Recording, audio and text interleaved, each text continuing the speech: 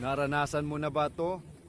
Tapos na ang usapan, pero ang bigat-bigat ng pakiramdam mo, walang sigawan, walang murahan, pero pakiramdam mo, nalugi ka, na guilty, o para kang tanga, para kang naisahan. Pero hindi mo matukoy kung paano at kailan nangyari. Kung pamilyar yan sa'yo, malamang nakaharap ka ng isang hidden manipulator. Hindi sila yung kontrabida sa pelikula. Sila yung kasamahan sa trabaho, kaibigan, o minsan kapamilya pa. Ang sandata nila, mga salita.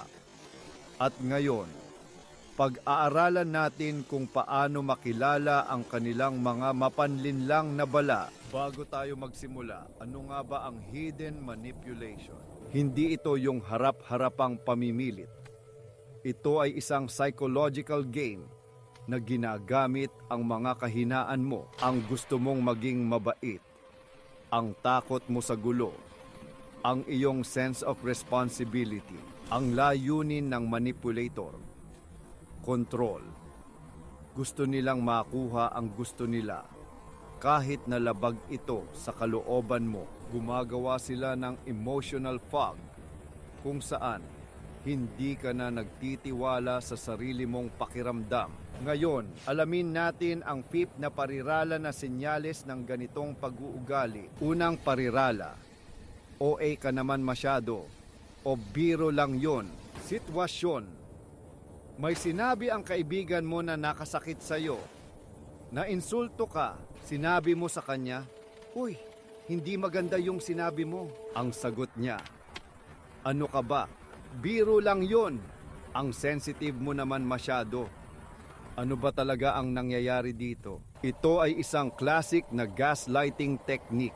Binabaliwala niya ang nararamdaman mo at pinalalabas na ikaw ang may problema. Hindi ang masakit niyang salita. Pinalalabas niyang exaggerated o mali ang reaksyon mo. Ang resulta, nagdududa ka sa sarili mo. OA nga ba ako? Paano tumugon? Huwag kang mag-explain. Maging direkta ka. Sabihin mo, biro man yun para sa'yo o hindi, nasaktan ako at ayoko nang marinig yun ulit. It's up dito. Kinikilala mo ang feelings mo at nagsiset ka ng boundary. Tapos ang usapan. Pangalawang parirala. Akala ko ba magkaibigan tayo? O ginawa ko nga to para sa'yo noon? Sitwasyon. Isang kasamahan ang humihingi ng pabor na hindi mo kayang gawin. Sabihin na nating sa labas na ito, ng oras ng trabaho mo, magalang kang tumanggi. Pasensya na, pero may iba na akong gagawin. Ang tugon niya, "Ganon? Akala ko pa naman tutulungan mo ako. Kaibigan pa naman kita." Ang tawag dito ay guilt tripping o emotional na blackmail. Ginagamit niya ang inyong relasyon o mga nakaraang pabor para iparamdam sa iyo na may utang na loob ka. Ang pagkakaibigan ay ginagawa niyang transaksyon. May ginawa ako para sa iyo, kaya dapat may gawin ka para sa akin. Pinaparamdam niya sa iyo na masama kang kaibigan kung hindi ka papayag. Paano tumugon? Paghiwalayin ang pabor at ang inyong relasyon. Sabihin mo, "Mahalaga sa akin ang pagkakaibigan natin, pero hindi ko talaga kayang gawin yan ngayon."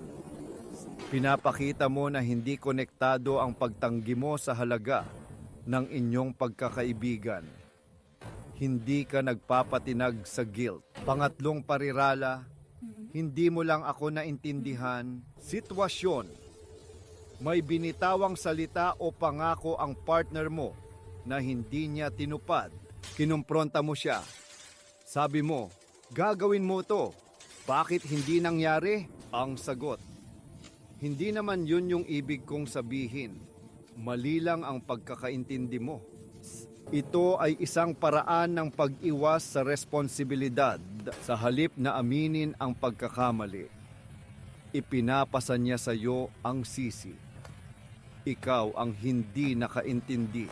Muli, Pinagdududa ka niya sa sarili mong pandinig at pag-iisip. Isa na namang anyo ng gaslighting. Biglang ikaw ang kailangang mag-defend sa sarili mo. Sa halip na siya ang magpaliwanag. Paano tumugon? Manatili sa katotohanan. Sabihin mo, malinaw sa akin ang narinig ko. Ang pinag-uusapan natin ay yung hindi mo pagtupad sa sinabi mo. Ibalik mo ang focus sa issue. Huwag mong hayaang ilihis ang usapan patungo sa iyo. Pang-apat na parirala. Lahat naman ng tao ganyan o ang mga normal na tao, hindi ganyan ginagawa. Sitwasyon. Mayroon kang opinyon o desisyon na iba sa karamihan o sa gusto ng kausap mo. Halimbawa, ayaw mong sumama sa isang party na pupuntahan ng lahat.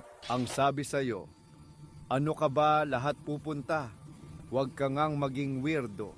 Ang taktika na ito ay gumagamit ng social pressure at shame. Ipinapahiwatig niya na kung iba ka, mali ka, na may depekto ka dahil hindi ka sumusunod sa uso, walang lohikal na argumento. Ang sandata niya ay ang takot nating mapag-isa o itakwil ng grupo. Paano tumugon? Gamitin ang iyong pagiging individual. Sabihin mo, baka nga lahat pupunta, pero ito ang gusto kong gawin ngayon o hindi ko basehan kung anong ginagawa ng normal na tao. Hindi mo kailangang ipagtanggol ang desisyon mo. Sapat na ang sabihing iba ang gusto mo at ang panghuli, ang pinakamatindi sa lahat. Panlimang parirala. Kung mahal, nire-respeto mo talaga ako, gagawin mo ang sitwasyon. Isang malaking desisyon.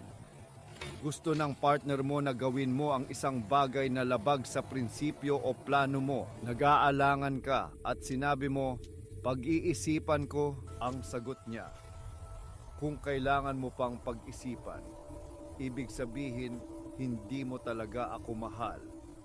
Ito ang ultimate form ng emotional blackmail. Ginagawa niyang kondisyon ang pagmamahal. Nagiging transactional ito, hindi unconditional. Sinasabi niya na ang pagmamahal mo ay masusukat lamang sa iyong pagsunod. Ito ay isang desperadong paraan para makuha ang kontrol na nagiiwan sa iyong walang pagpipilian, kundi sumuko o maging masamang tao. Paano tumugon? Ito ang pinakamahirap pero pinakamahalaga. Kilalanin ang laro. Sabihin mo, ang pagmamahal ko sa iyo at ang desisyon ko sa bagay na ito ay dalawang magkaibang bagay. Sa barabal, huwag nating gamitin ang pagmamahalan natin para pilitin ang isa't isa. Ito ay pagpapakita na nakikita mo ang taktika at hindi ka sasali sa laro. Kaya ano ang gagawin mo sa lahat ng ito? Maging paranoid at pagdudahan ang lahat? Hindi. Ang layunin ay hindi ang manalo sa argumento.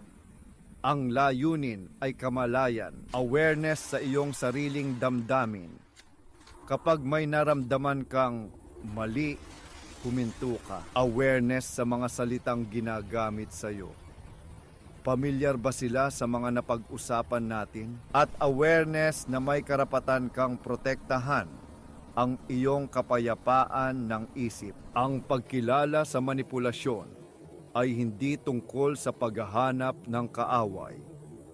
Ito ay tungkol sa pag-aalaga sa sarili. Ito ay tungkol sa pagbuo ng mas malusog na relasyon, kung saan may respeto, hindi laro. Ang iyong nararamdaman ay valid. Ang iyong mga boundaries ay totoo. At walang sino man ang may karapatang iparamdam sa iyo na dapat mong pagdudahan ang mga iyon.